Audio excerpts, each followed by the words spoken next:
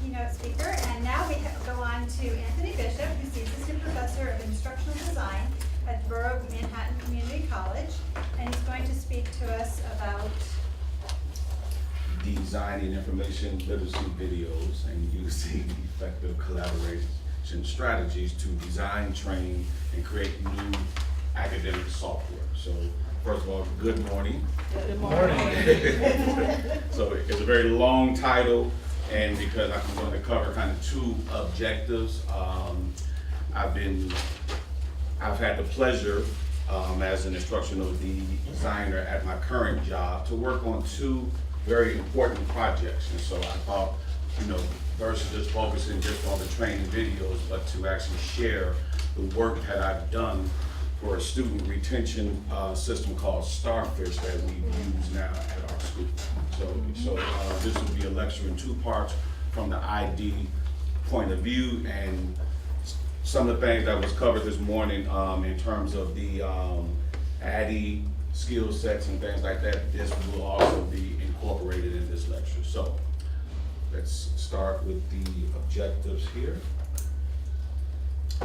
So I have a few objectives for this lecture. First one is to explain both of the problem statements. As an instructional designer, we always start with any project with what is the problem? What is the gap in performance that we can feel? So we take that gap and we create what's called a problem statement. So I will cover both of those problem statements in this session. Next, I will describe how the training videos are valuable for the e-learning program and courses. Next, I will explain how the ADDIE model is used for the development of the training videos. Then I will transition into the Starfish retention work that I've done and show how the ID skills that I've had to use to work with a team of developers in various departments at the college on creating this student retention software program. So, and then last, I will explain the design model that's used for this. So, first, let's start with the training videos and e-learning. So the college that I am currently working at BMCC, has recently started, as with all colleges, a focus on online hybrid learning.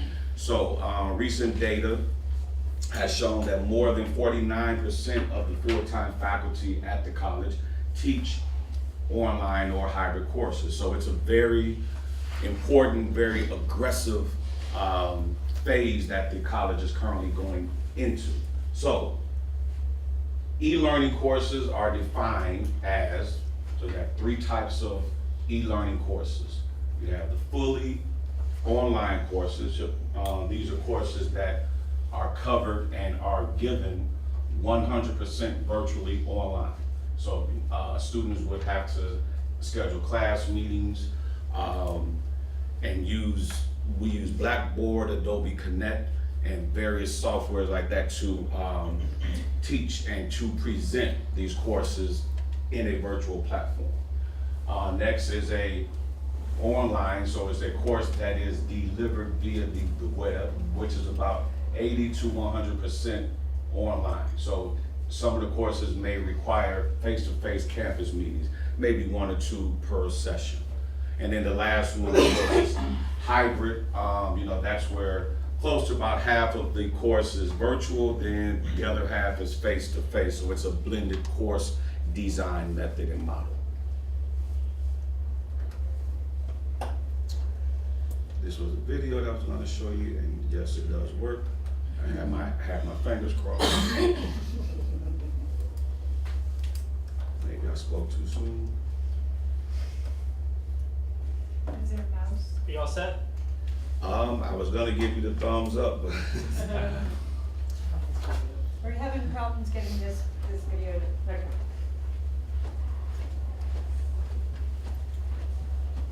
speaking of technology, right? You always have to find a way to work around things. Yeah, absolutely. It has to be flexible. Yes. Oh yes, I've done one-shot sessions and the whole system went down right in the middle of a lecture, and you first have that blank stare, and then you just have to quickly recover and kind of give something that just doesn't make you look like a crazy person.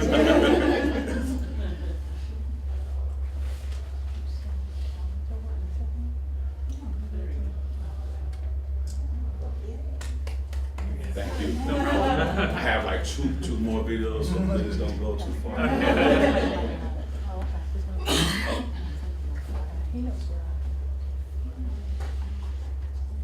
If you have an issue, the two students that are sitting right there, you can just have them call me. I'll give you Okay. my. I have one No with sound. This is already going perfect right now.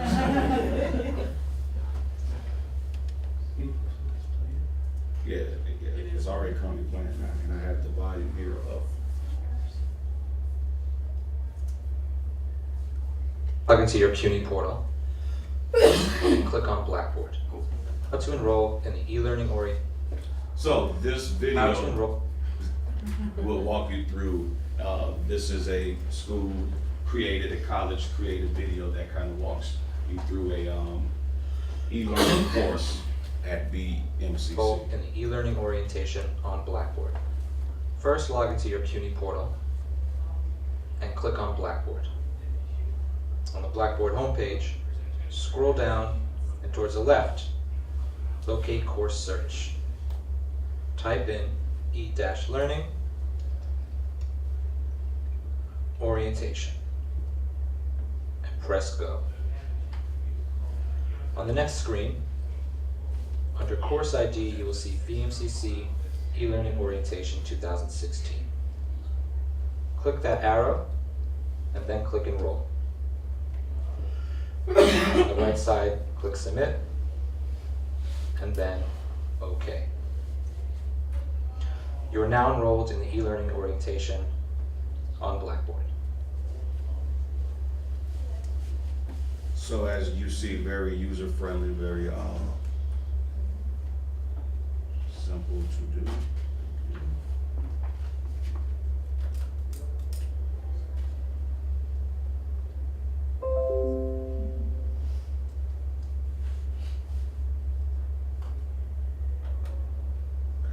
So next, as we heard this morning about the ADDIE model, and I was like, oh wow, she had took my little chart that I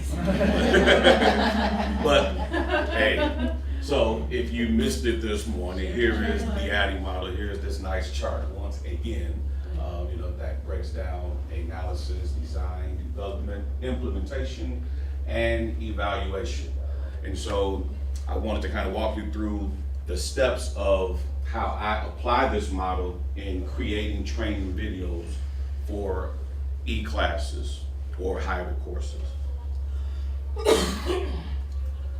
So first, we have to analyze the need of each course that we are creating videos for. So, and like I'm currently working this summer, the nursing program has really pushed on hybrid and e-learning courses. So I've worked with a couple of faculty members in that department on creating, I'm doing 7 training videos for various courses that will start in the fall. So I'm actually currently working with 2 of the nursing faculty members on training videos that will be first time used in this program in their courses starting the fall. So you first need to know what the need of each course that you are creating videos for. Each need will of course vary based on what the course is. The need for a nursing course will be of course different than for a business course or a comp course and things of that nature. So we're actually currently, this summer session, I've created a video for a public speaking course that is currently going on in summer session 1 right now. And so I actually just use this model for 2 videos now. So next, you have to design scripts. And this is important because we know that, so last data that I looked up, the average attention span of a human being is like 8.7 seconds, right? So if you try to create these long videos that are 10, 20 minutes long, you will lose your students quickly. So the common rule of thumb, common rule of practice when we are training or are designing these videos and the scripts for it, keep it 3 minutes. 3 minutes, maximum 5, based on the content of the course, but no more than 5 minutes. I would really recommend 3, because you don't want to drown your students with a lot of data and then their eyes start glazing over as they're looking at these videos and they have already tuned out. So when you are writing scripts for training videos, try to keep it to 3 minutes, very concise, to the point, hit the learning objectives and the outcomes and focus on those. Next, the development phase. So once you have the scripts, and this is the most important part here, working with teaching faculty members. So I'm sure that we all have had good and bad stories that we can share, about working with a professor who has taught the same class for up to 10 years and doesn't want to hand over any part of their class to you. How do you work around that? Well, the first step that I would suggest is talk to the professor and let him or her know that, hey, you are not changing the class, but you are presenting the class in a different format. I have used that exact line and it worked. So, because you don't want them to think that you are taking the power of their class away. You just want to say that, hey, we are taking this class and presenting it on a different platform. It is still your class, it is still your baby. It's just that we are now putting it on a virtual platform, or we are, doing these training videos that will enhance what you have created and have taught for the last 20 years in just video format. So, next, implementation. And this is important because this is where you really have to work with your IT, your tech team, as I just had to work with here, just to get sound and things like that. You first have to know what software the school is using, because that is one important step, that you wouldn't want to have to purchase new software. Work with what is already pre-existing. And I'm going to show you some of the common video capture software in the next slide. So that's the first important step in that phase, is work with the tech staff, work with the technical support team to know what software is in place and how to get it up and running, and making sure that you are either trained on it, which there are 3 very user-friendly softwares that I'm going to share, because there are some that are not as user-friendly. My favorite is Camtasia. So I'm a big Camtasia fan. It's very much user-friendly, but I'll cover that the next slide. Last one, then so once you have the videos that are uploaded, that are posted, that are ready to be presented, then your last step, of course, you want to evaluate. And I have used a couple of strategies before posting videos up to the student body. I've done focus groups, and I've done peer-to-peer video sharing. Both of these strategies I found to be very effective, because another colleague can catch something that maybe you can't. So, or just, gather 5 or 6 students in a focus group and show them these videos. I've done both, and both have worked very well. So if you can get students, candy always works. Pizza works. I have done a pizza party at my last school, and we've had free pizza lunch, and we just have them watch videos and give feedback, and they were very happy eating cheese pizza and, scribing what they thought about it. So these are the 2 common methods that I've used that I would highly pass on to you that they are very effective methods, peer to peer and focus groups. Do you have to bribe the peers with wine? Wine, or for me, maybe a desk shift coverage. So if you have a reference desk shift that you need, I will cover this for you. Watch these 5 videos. So that definitely works, trust me. So these are my 3 favorite video software capture programs: Camtasia, Screencast, Omatic, and Genius. And so I have a quick question. Who has ever used either one of these 3? Good, everyone has. So of the 3, who would say that Camtasia is their favorite? Okay, well, me too. So. How about Screencast, Omatic? It's the only one I've used. Oh, okay. Genius. So it's like a mixed bag, but most people were for Camtasia. But Gene was the first one that I used, and I have found it's very simple to just, click here, record, and it's captured and it's good, But I would recommend all 3, but my favorite, of course, is Camtasia. So, yes. Oh, sorry, I know where we were aimed at. My question was most of your focus on navigational? Because it sounds like screen recording is what you're doing for these classes instead of like concepts? Well, so I've done both, and I've used this, so it's based on the need of the class, and we would really make more than one video, so you would have a series of videos that would be posted on Blackboard. The first one would just walk the student through how to use our online system to find sources X, Y, Z, and just they basically click here, click there kind of a thing. Then you would go into the fine tuning of what types of sources are best used for this.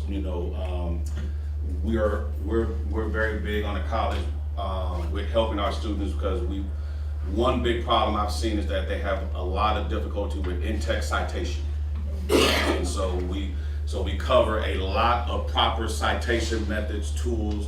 I personally am a big fan of Purdue OWL, and so I actually have used that video, or just a walkthrough of how to do a reference page, a works cited page, how to cite with 2 or 3 writers, things like that, because I found that students have had difficulty really grasping that skill set of first finding the source and then how to properly cite the source in their paper project. So I have done videos that start just as simple as click here, click there, but it normally is accompanied with, so I like to take them from step 1 to 2 to 3. So just kind of walk them through from, first of all, how to find our system, how to use our system, then what sources are proper, then how to cite those sources.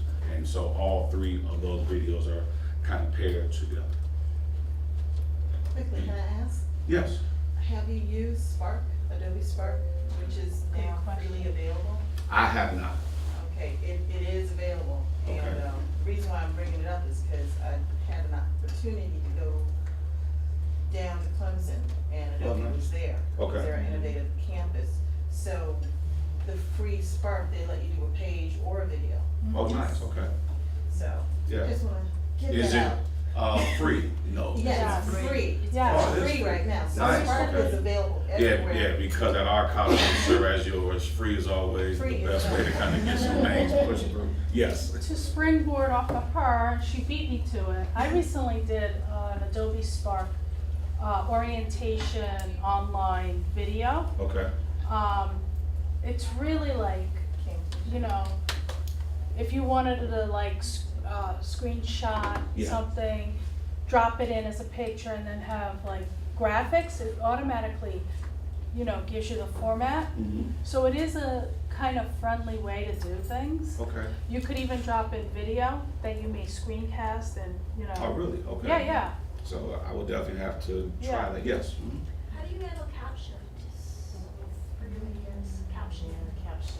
Oh, what far as like, Closed Screen captioning. readers. well, look, now, Yeah. that's a great question. So like, there are links to upload for like closed captions and reader, you know, and so I personally would attach those links to the, or to the Blackboard, you know, that would accompany that video, so. You know. But here's the fun part here, that I wanna share this video that I give for every one of my classes, face-to-face or virtual. Because we know that our students across the world love Google and are handcuffed to Google. And they think that Google is God. And so in every video that I have done, I attach this 4-minute little nugget and I give it to you to please use. I've always found that a light bulb moment happens with, you know, once they watch this video, because there's something called a feature snippet that they use with Google, which means that it will pull from the most popular used sources, but it doesn't necessarily mean that these are the factual sources. So I have this video that I want to show you, and it's a real quick one, but I hope it works. Let's see.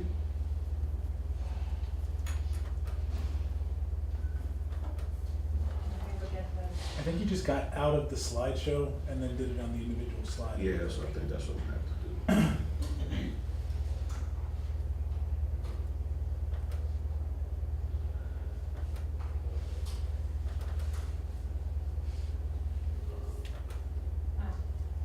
There has never been a king of the United States, but there have been times when Google would tell you at the very top of the page that there was. Their source? A joke headline on a Breitbart article from 2014. This isn't the only time something like this has happened. At various times, this Google first answer box has told users that dinosaurs never existed, that God only loves Christians, and that all Republicans are Nazis. According to debate.org, yes, Republicans equals Nazis. So what are these featured search results, and why can they be so bad? Responses like this are called a featured snippet. They're part of what are called rich answers on Google, answers that are given special priority beyond the usual list of links. If you want to know the score of the latest Warriors game, or how to say thank you in Arabic, or check the weather in Guatemala City, with rich answers you don't actually have to click on any of the search results. Those answers are powered by what Google calls its knowledge graph, which is a database of related search information that was launched in 2012. But featured snippets are a different thing, even though they don't look that different. Knowledge graph information is limited to verified sources like Wikipedia and the CIA's World Factbook, but featured snippets can pull information from any third-party website. And that is where results can get tricky, as the Outline's Adrienne Jeffries has reported. For a while, when you asked Google why fire trucks are red, you got back a long Monty Python joke. Right, stop that! Silly! Snippet answers are usually from one of the top search results, but they don't have to be. Google places priority on how directly a statement answers a question, how many words it takes to do it, and whether or not it's presented in a simple list. Engagement factors like how often people visit a site and how long they spend on it also play a part. So when you ask a question like how to cook asparagus, the featured answer isn't the first answer, it's the 10th. But that site does format the answer in a simple bulleted list and answers the question directly. Google guesses which part of the page most directly answers your question and quotes that portion in the snippet box. Problem is, the snippets aren't always right. Users have asked questions like, is Obama planning a coup? Or which presidents were in the Ku Klux Klan? And gotten back featured snippets from really bad parts of the internet. One thing we do know is that the sites in these featured snippets change a lot. Of the answers with snippets in January 2016, more than 55% either didn't have a featured snippet or featured a different URL just 6 months earlier. What that means is that Google has an automated process that decides whether or not to keep snippets based on how they perform. In addition to the user-reported feedback button, Google also has several thousand contractors who review search result pages on how well they answer questions. Rich answers make up a big part of Google's overall strategy. A group called Stone Temple Consulting conducted a study where they entered 1.4 million queries into Google, and they found that about 30% of questions returned answers that pulled from the knowledge graph or featured snippets. Featured snippets are a key part of what gives Google's voice search and Google Home an edge over other digital assistants. Danny Sullivan, who runs a blog called Search Engine Land, demonstrated this by asking both Google Home and Amazon Echo whether or not he could feed his guinea pig grapes. Alexa, can guinea pigs eat grapes? Okay, Google, can guinea pigs eat grapes? Sorry, according to small pet science, the important thing to remember when asking can guinea pigs eat grapes is that you should only feed the seedless kinds. Amazon's device, which pulls answers from Bing, couldn't answer, but Google's could. The reason why? It's a featured snippet. So yes, these snippets can go wrong, and they're going to require a lot of algorithm policing from Google, but they're a key part of their strategy to provide answers that are useful and sound natural. So don't expect them to go away anytime soon. So Google is pretty good about fixing these mistakes when they've happened, but sometimes when they think they fixed something, the answer is still actually wrong. After SearchEngineLand.com wrote about how ridiculous it was that Google was citing Breitbart as saying that Obama was the king of America, the snippet changed, and instead it cited SearchEngineLand.com. But it still said that Obama was the king of America. Okay, yeah, so you cannot feed guinea pig grapes, apparently. So this is a video that I always share in each class I have, and it always seems to like help students to grasp that concept of I can't just solely lean on Google. And so that is the first step for us then to say, well, you know what, now that I've broken through with this glass door of Google, let me show you how you can use our system, our databases to find appropriate sources for college level work. So I always use this as kind of the icebreaker or the red or blue pill and say, okay, now you have now gone from one world to college world now.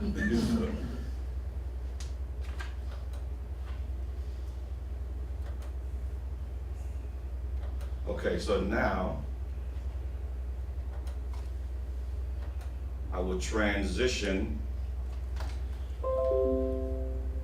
thank you, to starfish. So first of all, question, who has ever heard of starfish or whose school is, right?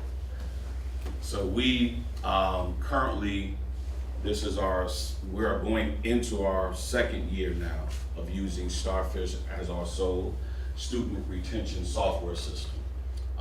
And so I was lucky enough, since I am an instructional designer, so I do all these other things, and I was called upstairs by the vice president or the vice provost and said, hey, work with the Starfish team and help build this new website and get this system out and running. So yay me. So it was something I had in addition to the desk shifts and the one-shots and all of the other things. And then, so I spent the whole summer kind of working with this, and it took me away till finally our chairperson had to say, hey, we have to get him back, because I was doing more meetings with the Starfish team than my own department. So, but it did yield to some great work that we have in the first year of using this. It has had some positive results from students, faculty, staff, and so on. So with this program or with this project, the first thing I had to see what was the gap in performance. So the retention rate for first year students at BMCC who started school in the fall 2015 and returned in the fall semester. So this is what the rate of retention has been for us for those 2 years. So you see there is a problem. And so we wanted to use this system, which is very user-friendly. I can walk you through, there's another video, real short one, that the company uses to train faculty, staff, what we call stakeholders on what this system and how this system can be used.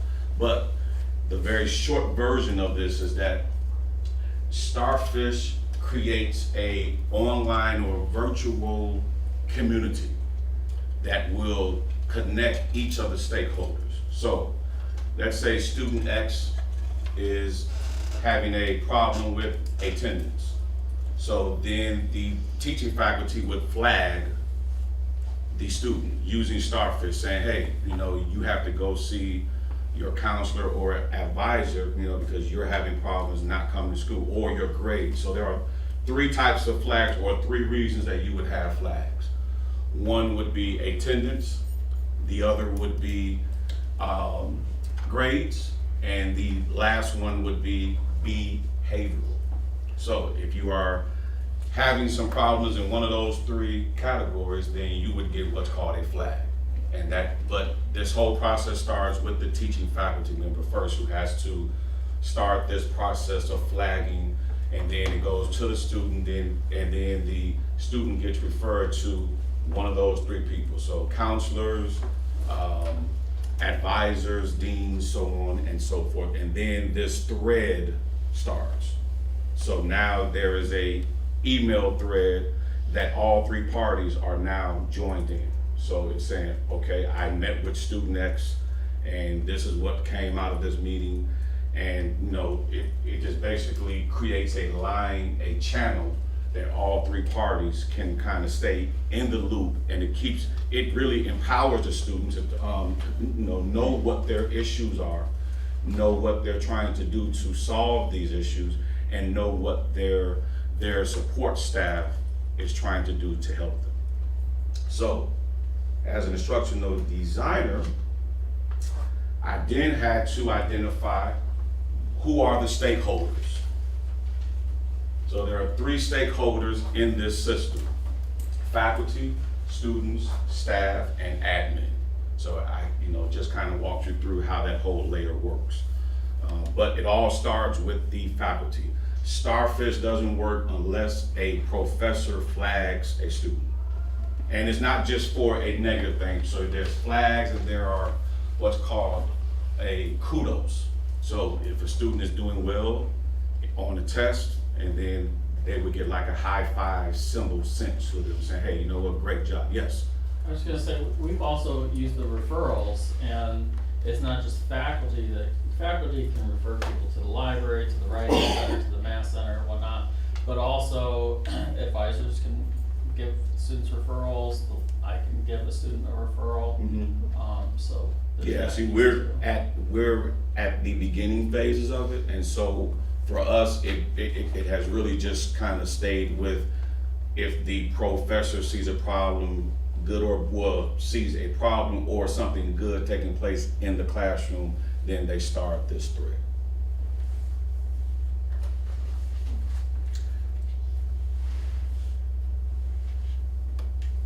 I won't have any issues. Let's just go to this video.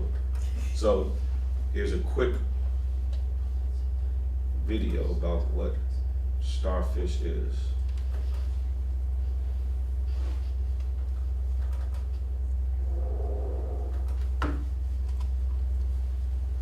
Welcome to this introductory video on the Starfish retention solution. I'm going to start off by sharing the infamous Starfish story. A grandfather and his grandson walk together along the shore, and the grandfather realizes his grandson is no longer by his side. Turning back, he sees that the son is sitting on the beach and doing something. He walks backwards, and standing near the boy asks him, "What are you doing, my son?" The boy replies, "Throwing starfish into the ocean." The grandfather says, "We are here for only a few minutes, and after we leave, so many other starfishes would come along with the ocean waves and die on the beach. How will it make any difference by what you are doing?" At that moment, the boy again takes a starfish in his hand, and before throwing it back into the ocean, looks at the grandpa and says, "It makes a difference to this one." The Starfish retention tool is based on an idea that a community engaged with a student can lead to that student's success.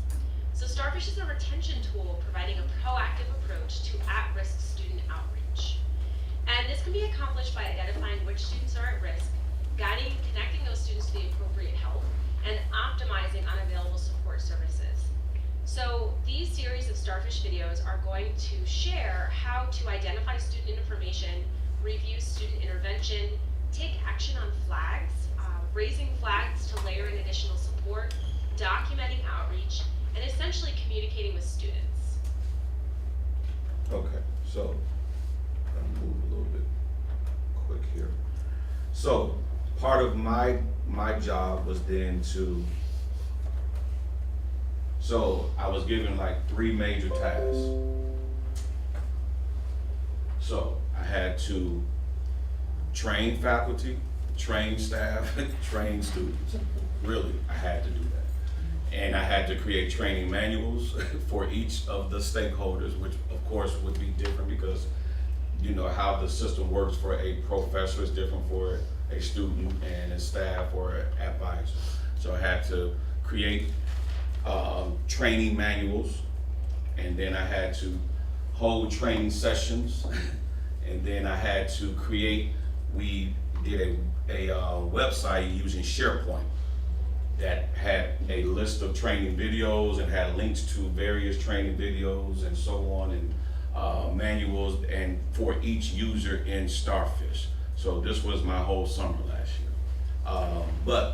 So I used the ADDIE model, you know, to identify what departments were critical to my needs as a designer.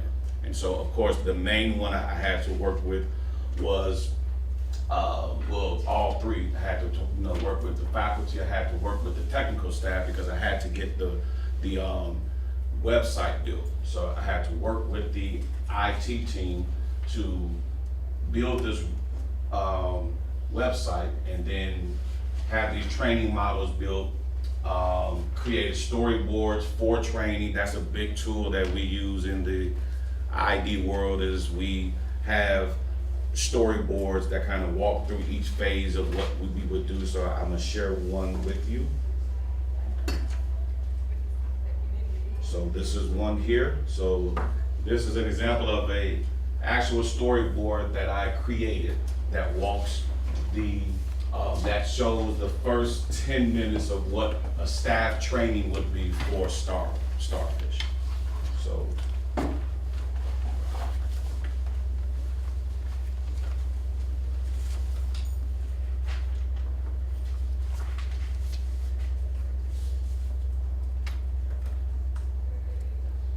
I'm going to show you real quick what the actual shell looks like, and then I'm going to take time for questions.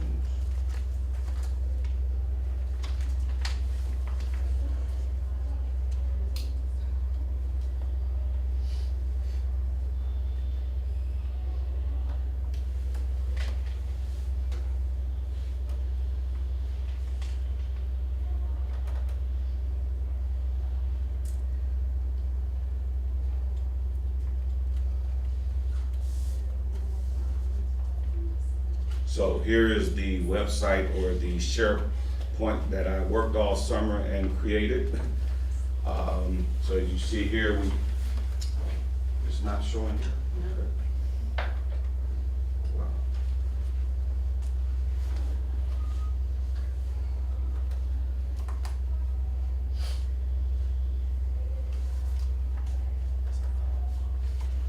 I have it here. I don't know why it's not projecting, but for the sake of time, yeah, let me see if I can work that out, but I don't want to.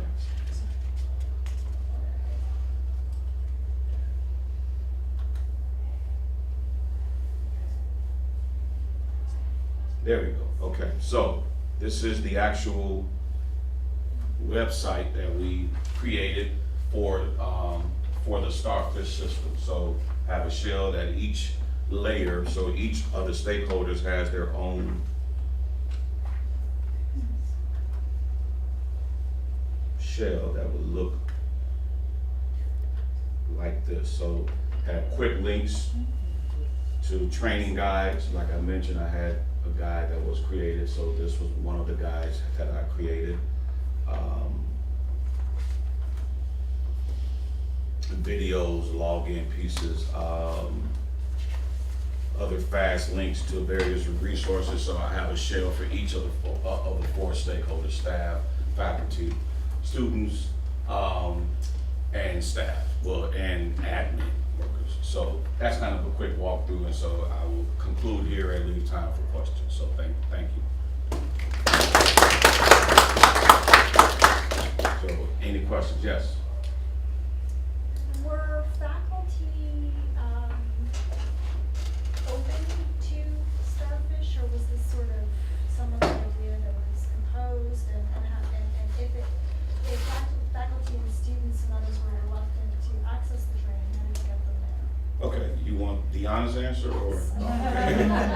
No, they were not happy about it. How this happened was, it was something that the college had been paying for, and it was just sitting dormant. And somebody did a audit and was like, this is a pretty expensive piece that's just laying on the shelf. Let's start using it. So it became something that was forced, that it was a mandate that we would use this. So you had some of the stakeholders that were not happy, but they didn't have a choice. So that was kind of how that went. And but after the first semester, when they, with the little web cleaning phase, faculty have really bought into this. They have really bought in, but it was met with a lot of resistance initially. But then once they started using it, it has really been yes. Can I have just a quick follow-up? Mm-hmm. So was your role as instructional designer, were you seen as someone who would help faculty kind of get over it? And I was the one that was in the room training them. Yeah. So I would hear all of the, so I was a person they were throwing darts at first. I was like, I'm just a gatekeeper, but then after once I trained them, then I was done. And so I was happily done. But yes. You touched upon, Starfish, which is like a big deal in my institution. We've had it for a year and we're starting it this fall, just to let you know. Good Okay, luck. but I really like the idea of what you're doing with putting it on Blackboard and Yes. having the modules. Yes. However, how are you going about enrolling people to access the shell? Great question. We initially in the first year, because our college has 27,000 students, Right. so we couldn't dump all of them, Right. them in this. So we picked 5 of like various student groups. So we have a MECA program, so it's a high school to college kind of bridge program that was like 250 students. We had another program that were like a early alert, so students who were in more of developmental courses, which was like a small chunk. So we kind of spoon feeded students in groups in. So we had like five groups that led to 1,500 students that we started off with, and now we have, last I checked, we just had a workshop last week. We are now up to 5,000 and looking to go with half of the student population in the upcoming fall. So is the registrar putting them in? Like how how it is Yes, with by Blackboard? yes. So once the students who are in these groups are identified, Okay. then as they sign up for courses, they are put into Starfish. That's kind of part of their. What about the faculty, adjuncts? Adjuncts that was a bit problem, Yeah. because they're only here, on campus for classes and they're gone, and so it was a lot of difficulty getting them in the system. Mm-hmm. And we had another difficulty with students who were student workers. So how do you So they were on both students and staff shells, and that was bad. So we had to clean that up, because there were students who were seeing things that staff members, Right. non-student staff members should have seen. And so we worked that out now. So how are you putting in staff and faculty? That's due to the various departments, like counselors, so like I mentioned, there are 3 reasons why a person would be using Starfish, or would be getting flagged or something. So it'd be grades, behavior, or attendance. So those major departments that deal with those three fields would be put into STAR and have been put into this system. I got you. Yes.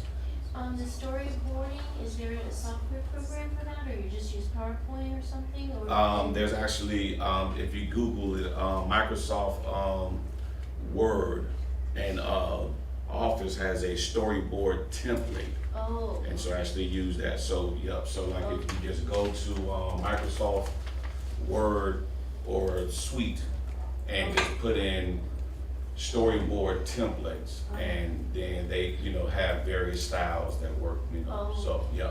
But it's free. So. Oh. Yes. Any other questions? Okay. Any other questions? Yes. You made all those the videos. So how do you keep the statistic, and how do you to? I'll be honest with you. I did a assessment shell, and I'm done. So there's another department, another group that deal with that. So I have not seen those numbers, and personally I haven't wanted to. So I'm just being honest. But I did build a shell that we do have a Google form for feedback, and so I do know that the first term was not so pleasant. Second term went better, and so we now have more positive buy-in. But I have not seen raw data. I mean, I can go look, but I just been busy, so I just have not seen it. So yes. I'm not an instructional designer, so most of this is really new to me. Okay. But my concern is accessibility. So how is that handled as an instructional designer?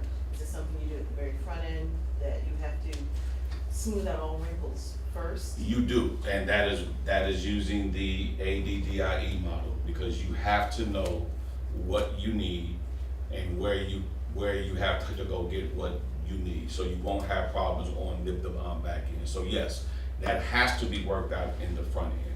That really is the design phase. That second phase in that model is where you have identified each of the major players that you would need to, close that gap.